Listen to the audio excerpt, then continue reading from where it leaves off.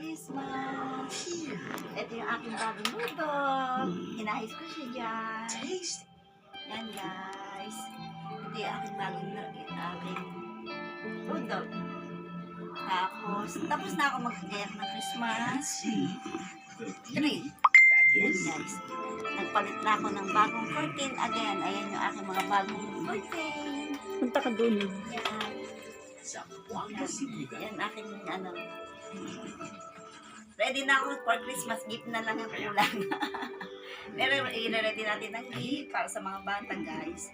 Yan. Merry Christmas 2025. At eto tayo lang tayo. Nagawa ko lahat yung magayak ng Christmas. Pero next year, 2026, welcome again. Sana mag-strom lagi tayo guys.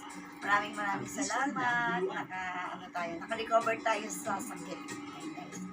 Blessing tayo kasi nabuhay pa tayo. Thank you Lord sa 2025 Christmas.